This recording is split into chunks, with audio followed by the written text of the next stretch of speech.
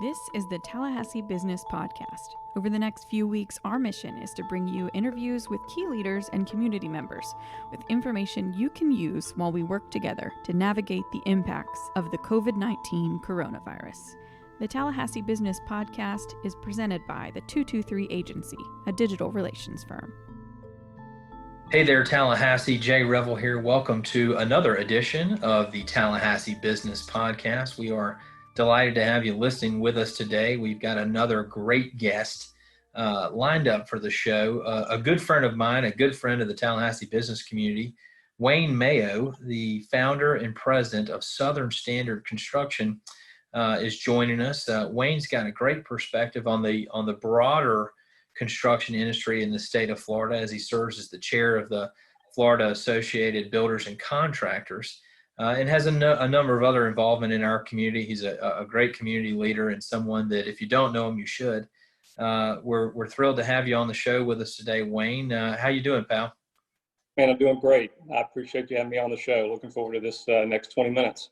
Well, I know you got a lot going on in your world these days, as always, but we're just very pleased you would spend a little bit of time with us.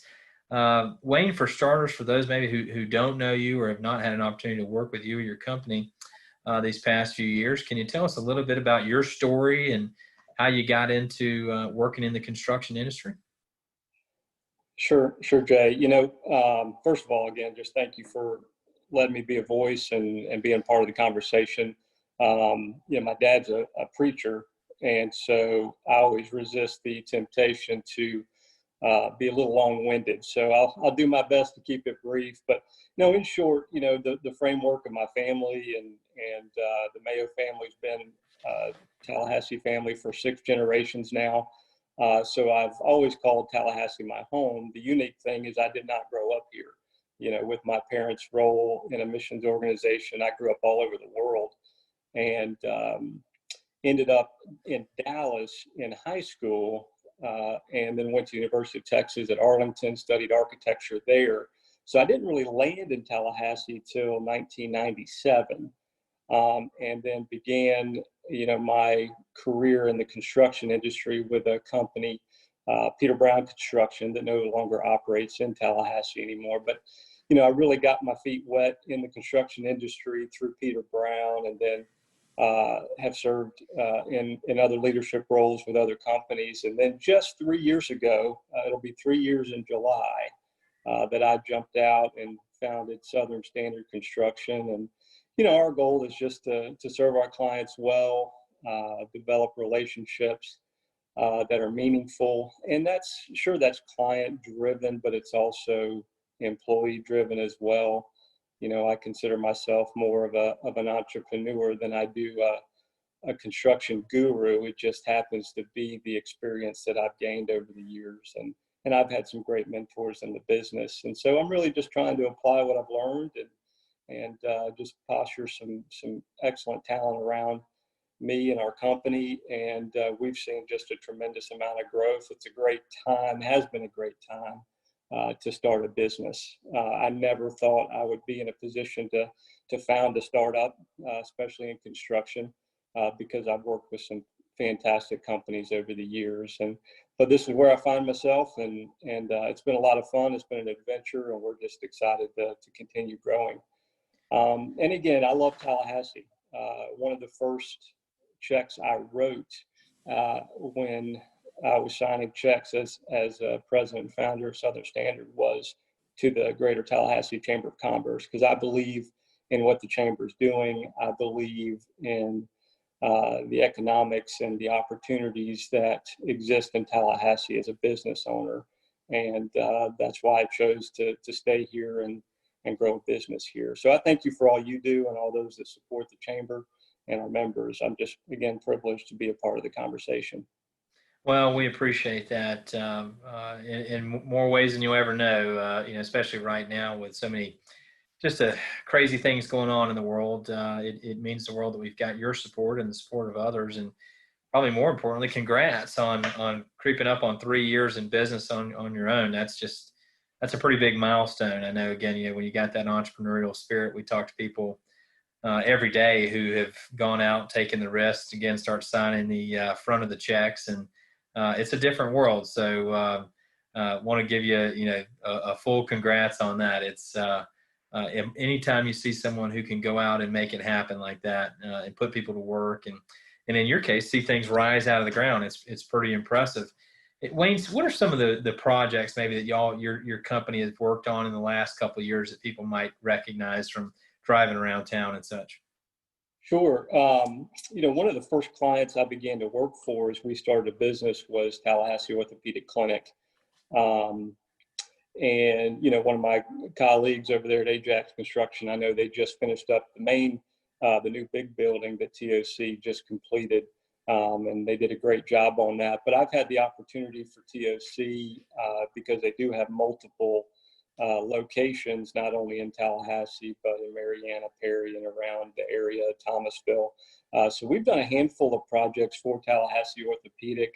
I know that they are members of the chamber as well and serve the chamber well. And we've just really enjoyed the opportunity to work with them. Healthcare is an ever-growing, ever-changing, cutting-edge industry. And so it's been intentional for us after having that opportunity to pursue work as part of our marketing and business plan with healthcare facilities. So it's just a little niche that we've gotten into. One project that's coming up soon is we were hired to do the build out for Neighborhood Medical Clinic. They're going to be moving locations and they've acquired a building on South Monroe. And so we're working through design with MLD Architects right now. And so just stay tuned with that project to serve the Southside community through the Neighborhood Medical Clinic. That's a significant need for our community and they serve it well. We've had opportunities to do a lot of tenant build outs and renovations. We're doing some work at 215 South Monroe, which is the old SunTrust Bank building. We did the Massage Green Spa, which is a really cool niche little spa, infrared type rehab and massage techniques, and that's right there sandwiched between Grub Burger and Trader Joe's up on Thomasville Road. So we just, had a lot of just interesting little unique projects. And again, as we grow, it's been the right opportunities for us to cut our teeth and prove what we can do as a company and not overextend ourselves and our resources. So it's been a godsend for us, and we feel very blessed, really, just moving into 3 years here.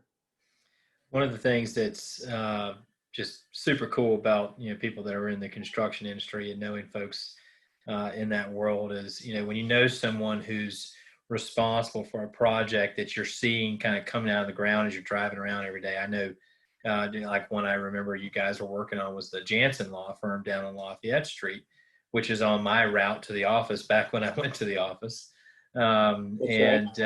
Just going by it every day, seeing the progress is always cool. And you guys did a very good job with your branding for the company. The signage always just really pops out front, looks good.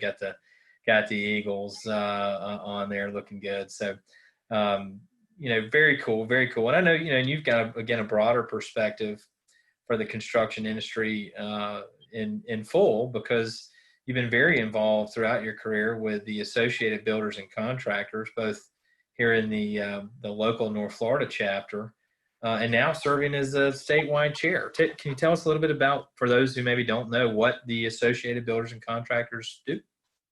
Sure thing. The Associated Builders and Contractors is the largest association that represent the commercial construction industry nationwide. We have more members than any other commercial building association, and Florida is the largest. It's made up of 5 local chapters and has the most members than any other state in the nation. And we are really serving our members in promoting the free enterprise and leading the conversation with free market economy and really promote open competition for our members. And so on a state level, that conversation, and even on a national level, that conversation is legislatively driven. So we focus on bills and laws that either help our members and help promote the open competition, or inhibit any restrictions, and identifying the inhibitors to those of us trying to hire and do work around our state and country. So my involvement with ABC, started back in '99, just having been been an employee of a member company, and got involved in ABC just as a member and networking and events and such. And then it's about 6-7 years ago, I got involved as a board member for the North Florida chapter of ABC, and served in various capacities through that board on different committees, and then through the executive committee. And the last 2 years of which I had the opportunity to serve as the chapter chairman of the board. And then just, through my involvement there, got the opportunity to really participate on a national level, as well as on a state level, again, with the legislative issues. And that's just something that's dear to my heart, especially since having started a company and wanting to be a part of that conversation to serve our company well and other members. So just this year, I jumped in as the chairman of the board for ABC, and we really have had a successful year from a legislative standpoint.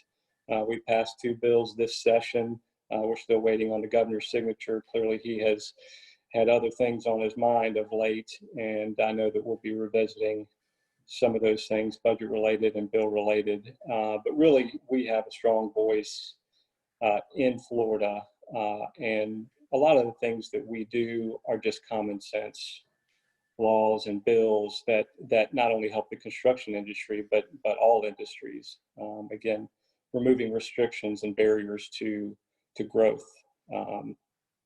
And so I'm just privileged to be a part of that, a part of the conversation, and help lead the way.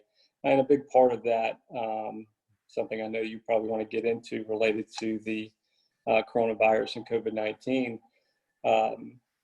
pandemic. It's just an amazing, interesting time. And I don't want to be remiss in not sharing my heart and all those who are truly suffering. But equally so, I'm grateful that the governor deemed our industry essential through this time. The construction industry, in many ways, is part of the strong backbone of the Florida economy. And so while many are suffering, and it's going to take some time to recover across all facets, I do believe that the governor made the right decision in allowing us to continue to work. And I'm proud of our members for implementing already stringent health and safety guidelines just to increase our presence and ability to continue working. So to what extent we could continue to support the economy and the over 500,000 employees across the state that benefit from the success of our industry are all good things in the midst of a very challenging time.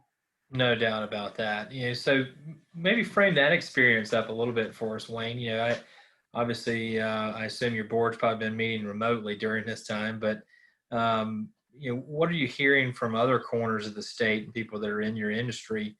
Again, great point. You already are operating with some of the strictest employee guidelines in the world. In these very interesting work environments day to day. What's that like right now? What are your colleagues saying from the rest of the state? The general consensus is very optimistic, but that doesn't go without some level of uncertainty.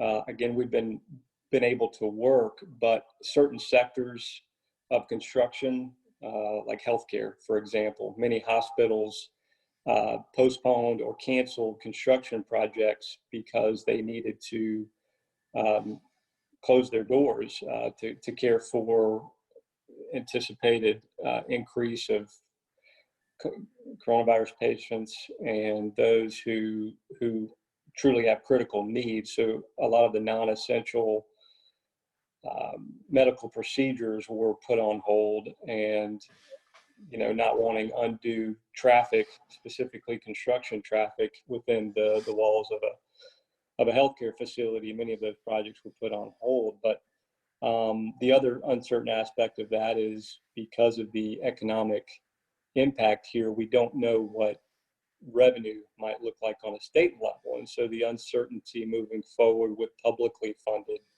projects that our members might be involved with moving forward is also uncertain. And so we won't know for quite some time. And I know that the governor, I'm sure, and our legislators will revisit the budget that they passed. And so only time will tell throughout this year what that looks like for funding for public projects next year. But my encouragement would be to those in the private sector that are able, and in a lot of cases where there's an economic turn, we really rely on private sector development. And from my understanding and the conversations that I'm having with my colleagues around the state, there's still a very positive outlook on private development. That's very good to hear. Yeah, I think we're definitely in for a season of budget adjustments. Everything we continue to observe tells us that, for those maybe who listen who don't follow state politics and how the state budget works, sales tax is a massive driver for our state and a lot of local budgets. And with this economic policy we've been going through, we are going to definitely see some changes there. Wayne, shifting gears but staying in the construction realm a little bit, one of the things that I noticed back some months ago, I had the pleasure of emceeing the Associated Builders and Contractors annual award show at your behest, and had a great time just getting to spend time with a lot of our construction leaders. And one thing I remember about standing on stage with you is looking out and seeing just how diverse the room was. The amount of people that are in this industry come from all types of backgrounds. And one thing that you're involved with is the Minority Women Small Business Enterprise Advisory Board for our local economic development office. And y'all have been going through a disparity study there. You're looking at how you can bring more opportunities to people with varied backgrounds in the construction industry. Can you tell our listeners a little bit about that effort and what that might mean for people on our local construction industry? Absolutely. I've been privileged to be a part of the Citizens Advisory Committee for MWSBE for, I guess, 5 years now. Was appointed 5 years ago and then reappointed by our mayor just last year again to serve on the board. And we've been overseeing a disparity study, as you mentioned. And just within the last several months, the contractor that was hired to do the disparity study came up with the findings, and we as a board, along with them, made a recommendation to the joint committees of the city, Tallahassee, and Blueprint, again, just a couple months ago at their public meeting. And, really a lot of good things came out of that. One of the goals being to identify what resources are out there in the MWSBE communities, and are we creating adequate opportunity for those who otherwise wouldn't have an opportunity to bid and pursue and work on publicly funded projects locally. So proud to be a part of that. And there's more opportunity specifically in construction than there's been in a long time. We had, through the Great Recession there in 2009, we just had so many labor and employees in our industry that just left and never came back. And so when the economy came back, we have had a tremendous lack of skilled workers. And so really a big part of it is getting the opportunities in front of those that otherwise wouldn't even know about them or have the opportunity. And so the talent is out there, and it's identifying that talent and bringing them in and offering those opportunities, whether through training, through whether that's labor type talent or whether that's new businesses and providing mentor protege type opportunities with smaller businesses and larger businesses. So it's a bit all over the place in some ways, but all with the common goal of getting the right people at the table in order to grow and participate in the opportunities that we have. You made some great points there too about that skilled workforce, skilled labor, and how we train people for that next generation, which has been a huge problem. I mean, you go try to find a brick mason or a tile layer, for a while before the virus hit. I mean, they could name their price, and tell you when they wanted to show up on a lot of job sites, and that affects all kinds of construction, whether you're talking about residential, commercial, whatever you're doing, renovation, it affects all of it because there's only so many people who have those skills that are aging out. It's one of the things we've been trying to promote with our partners at Lively and with other institutions here in town. But, right now, as you're seeing so many industries changing, I like to use the phrase societal accelerants. That's kind of what's going on. You have these things that are sort of underlying trends being forced to the front of the line all of a sudden. I think you're going to see more and more people looking into industries like that to try to find a way to make their living. I talked to someone just the other day whose son's putting the pause on college for now, and he's going into the construction industry. I just got a feeling you're going to see more of that. That has to be something you and your ABC colleagues are focused on, I would think. Absolutely. We've had a marketing challenge. Our issue over the years has been getting our message out. If I can be blunt, construction isn't sexy.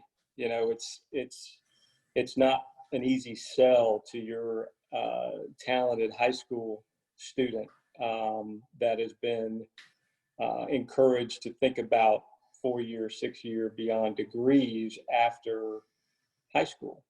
And so it's tough to get in there and convince them that construction is not a second-class solution to their future in providing for their families. You just mentioned a few minutes ago, go call a plumber, see what they charge you an hour. Guess what? There's good money there in the construction industries. And look what they're driving and look what kind of house they're living in. Bingo. Exactly. You got that right. And so we're doing a better job, I think, than we ever have in construction in selling the opportunities that there are within the construction industry. We have some of the brightest human beings in our industry, and folks way smarter than me, thankfully, several of which are on my team. And yeah, so we're just getting the word out there. We really work hard in apprenticeship training to be able to develop the skills and the trades. That's something that's very, very much at the forefront of our strategic plan through the Associated Builders and Contractors. ABC is the single largest apprenticeship trainer in the country, and Florida trains more apprentices than any other state in the nation. And so, again, being part of that conversation, being a part of that message, we're going to continue to get the word out because there are opportunity, and it's a field where technology is improving, increasing every day. We need the best and the brightest serving the construction industry. That's fantastic. Wayne, maybe kind of bringing it back to your business here, and as a final thought, is there anything you wish that people knew about your industry and the work that you do, and kind of just the types of folks that work with you that maybe folks might not think of on a day-to-day basis? The HGTV has ruined our ability to sell reality in construction. And I realize a lot of those shows, I'm joking obviously, but a lot of those shows on TV, man, they're getting $1 million house in 30 minutes. And so I'm always grateful for clients either that have been through that experience before or just have a general appreciation and understanding for the work that goes into building something and creating something. And there's a lot of layers in that. I mean, I'm a general contractor and I manage people, I manage trades. It's really the trade contractors in our business that make or break our success in a project. You know, they are by and large the talent that delivers a project. And I'm always grateful to clients of mine that really appreciate that understand that have patience for that, and are truly treating us as professionals and not a second class trade or a second class business. And so we've been very fortunate, again, with our level of clients, and grateful for each one of them. We've had a lot of support and patience, especially as we've grown and implemented systems in our own company. And I know that we'll continue to appreciate that and put our best foot forward. Yeah, that's well said. Wayne, thanks for your time. Thanks for all you're doing for our community through your various leadership roles. Thanks for being someone who, again, puts people to work every day and makes these great, wonderful structures come out of the ground. Again, everybody's been spending a lot of time in buildings lately, and guess what? People like you are the reason they're there. So we appreciate that and appreciate your time. And again, thanks for your chamber membership as well. I appreciate the comments you made on that front earlier. Absolutely, Jay. Thank you for the opportunity, and pass along our appreciation to your colleagues there at the chamber and all you do as well. You got it. Wayne, if people want to find out more about your company, where can we send them to? southernstandard.cc. southernstandard.cc. And what about if they want to find out more about the Associated Builders and Contractors, where can we send them? Well, there's 3 levels. There's ABC National, there's the state, but if you go to the North Florida chapter of the Associated Builders and Contractors, you can go to the link. I'm going to botch this up. You're going to edit this one out. I'm sorry. Yeah, we'll clean it up. So if you want to find more about the North Florida chapter of ABC, you would go to abc.org. Wonderful. Fabulous. Well, we'll be sure to send people that way and make sure that we link all that up in our show notes. And folks, thanks to you as well for listening to this latest installment of the Tallahassee Business Podcast. We have enjoyed being able to bring you these from our remote studio, so to speak, for the last couple of months. But we continue to bring you guests that we think provide a lot of value and a lot of insights into what's going on here in the Tallahassee business community and what's impacting our local economy and how your business hopefully can advance by learning some of this great intelligence that people like Wayne Mayo, our guest today, have shared with us. Folks, as always, if you want to find out more about the Tallahassee Business Podcast and all the things that we have happening at the Greater Tallahassee Chamber of Commerce, you can visit our website at www.talchamber.com. That's talchamber.com. Look us up anytime, day or night. And if you're enjoying the podcast, we would love for you to subscribe, and also please do leave a review for the show. It really would mean the world to us. We appreciate your support. Thanks for being a member of the Chamber of Commerce, and thanks for helping make our community such a special place to live and thrive. Take care, folks. We'll see you real soon.